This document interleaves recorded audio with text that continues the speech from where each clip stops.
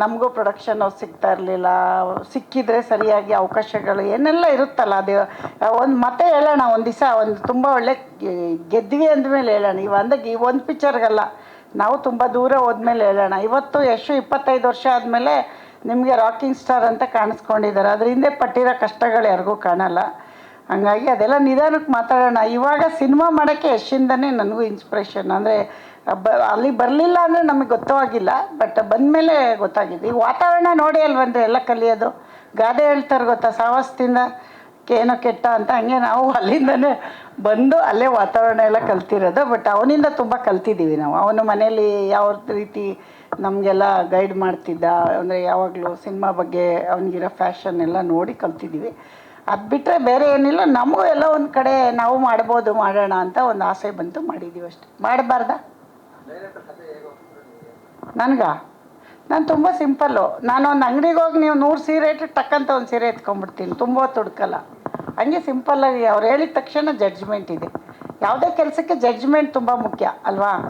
ಆ ರೀತಿಲಿ ಇದೊಂದು ಚಿಕ್ಕದಾಗಿ ಒಂದು ಹಳ್ಳಿ ಪ್ರಾಜೆಕ್ಟ್ ಕತೆ ನನಗೆ ಜನಕ್ಕೆ ಇಷ್ಟ ಆಗ್ಬೋದು ಅಂತ ಕತೆ ತುಂಬ ತಗೊಂಡು ಬಂದರು. ಬಟ್ ಅದಕ್ಕೆಲ್ಲ ಸರಿಯಾದ ಬಜೆಟ್ಗಳು ಬೇಕು. ಇದು ಒಂದು ಚಿಕ್ಕ ಬಜೆಟಲ್ಲಿ, ಚಿಕ್ಕದು ಅಂದರೆ ನಮ್ಮ ಶಕ್ತಿಗೆ ಅನುಸಾರವಾಗಿ ಮಾಡ್ಬೋದು ಅಂತ ಅನಿಸಿದ್ದು.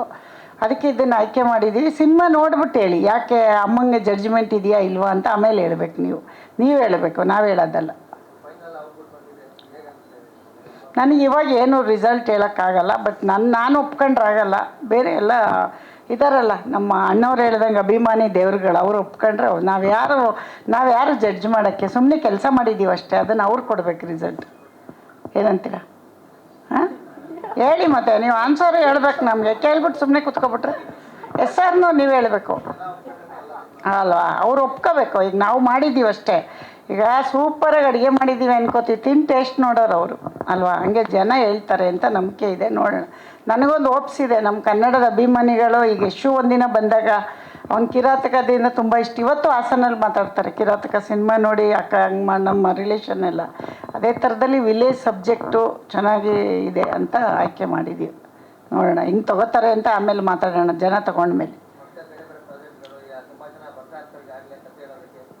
ಬರ್ತಾರೆ, ನಾವು ಒಂದಿನ ಹೋಗಿದ್ದೀವಿ, ಹಂಗೆ ಬರ್ತಾರೆ, ಅದೇನು ಬೇಜಾರಿಲ್ಲ.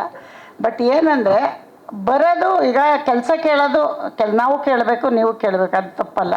ಬಟ್ ನಾವು ನೆಕ್ಸ್ಟ್ ಶರಣ್ ಅವ್ರಿಗೆ ಮಾಡ್ತಾಯಿದ್ದೀವಿ. ಶರಣ್ ಅವ್ರದ್ದಾದಮೇಲೆ ಮುಂದಿಂದು ಪ್ರಾಜೆಕ್ಟ್ ಆಮೇಲೆ ನೋಡೋಣ. ಫಸ್ಟ್ ಶರಣ್ ಅವ್ರಿಗೊಂದು ಕತೆ ಓಕೆ ಮಾಡಿದ್ದೀವಿ.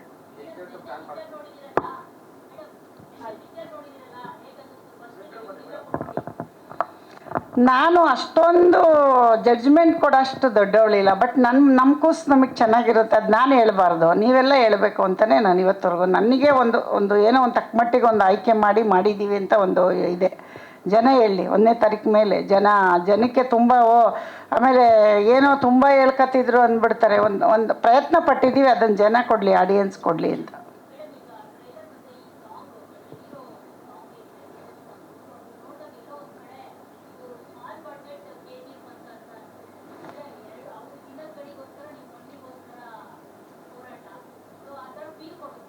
ಹೌದಾ? ಅಲ್ಲ, ನೀವು ಹಂಗೆ ಅನ್ಕೊಂಡ್ರೆ ಒಳ್ಳೇದೇನೆ. ಬಟ್ ಅವರಷ್ಟು ಚಿನ್ನ ತೆಗಿಯೋಕ್ಕಾಗದಿದ್ರು ಮಣ್ಣಾರು ತೆಗ್ದಿದ್ದೀವಲ್ಲ, ಅಷ್ಟೇ ಅಲ್ವಾ? ಚಿನ್ನಕ್ಕೆ ಬೆಲೆ ಜಾಸ್ತಿ, ಮಣ್ಣು ಈಸಿಯಾಗಿ ಗೆಲ್ಬೇಕಾದ್ರೆ ನಮ್ಮನೆ ತೋಟದಲ್ಲೂ ಸಿಗುತ್ತಲ್ಲ. ಹಂಗಾಗಿ ನಮ್ಮ ಪ್ರಯತ್ನ ನಾವು ನಮ್ಮ ತಕ್ಕ ಮಟ್ಟಿಗೆ ಮಾಡಿದ್ದೀವಿ ಅನ್ಕೋಬೋದೇನು.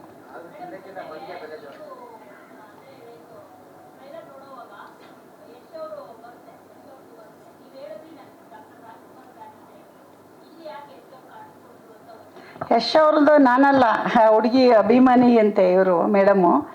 ಸಿನಿಮಾದಲ್ಲಿ ಮಾತುಕತೆ ಆಗ್ಬೇಕಾದ್ರೆ ಡೈರೆಕ್ಟ್ರ್ ಹತ್ರ ಡಿಸ್ಕಷನ್ ಮಾಡಿದ್ರಂತೆ ಯಾರನ್ನ ಹಾಕೋದು ಅಂತ. ಅವಾಗಿನ್ನೂ ಗೊತ್ತೇ ಇಲ್ಲ ಅವ್ರಿಗೆ ನಮ್ಮ ಪ್ರಾಜೆಕ್ಟ್ ಅಂತ. ಇವರೆಲ್ಲ ಸೇರಿ ಇಲ್ಲ ಯಶ್ ಅವ್ರದ್ದು ಹಾಕೋಣ ಅಂದ್ಬಿಟ್ಟು ಹಾಕಿರೋದು. ಬಟ್ ಹಾಕುವಾಗ ನಾನು ಬೇಡ ಅನ್ನೋಕ್ಕಾಗಲ್ವಲ್ಲ, ಹಾಕ್ಲಿ ಬಿಡಿ ಅಂತ ಹೇಳಿ ಹಾಕ್ಸಿದ್ದೀವಿ ಅಷ್ಟೆ. ಇವಾಗಿನ ಟ್ರೆಂಡಲ್ಲಿ ಹೀರೋ ಇದ್ದಾರೆ ಅಂತ ಅಂದ್ಕೊಂಡಿದ್ದೀವಿ ಅಷ್ಟೇ. ಏನು ಹೇಳಿ? ಅದನ್ನು ನಾನು ಹೇಳ್ತೀನಿ, ಇದೆಲ್ಲ ಮುಗೀಲಿ ಆಮೇಲೆ ಹೇಳ್ತೀನಿ. ಬಜೆಟ್ ಮಾತಾಡೋ ಜಾಗ ಅಲ್ವೇ ಅಲ್ಲ ಇದು. ಏನಂತೀರ? ನಮ್ಮ ಡೈಲಾಗ್ ಅದು ಅಲ್ಲ. ಬಜೆಟ್ ಇಲ್ಲಿ ಮಾತಾಡೋದು ಜಾಗ ಅಲ್ವೇ ಅಲ್ವಲ್ಲ. ಅದೆಲ್ಲ ಹೇಳೋದು ಕೂತ್ಕೊಂಡು ಒಂದ್ಸರಿ ಲೆಕ್ಕ ನೋಡ್ತೀನಿ, ಆಮೇಲೆ ಹೇಳ್ತೀನಿ. ಕ್ಷಣ ಕ್ಷಣದ ಸುದ್ದಿಗಳಿಗಾಗಿ ಫ್ರೀಡಂ ಟಿವಿ ಸಬ್ಸ್ಕ್ರೈಬ್ ಮಾಡಿ, ಲೈಕ್ ಮಾಡಿ ಹಾಗೂ ಫಾಲೋ ಮಾಡಿ.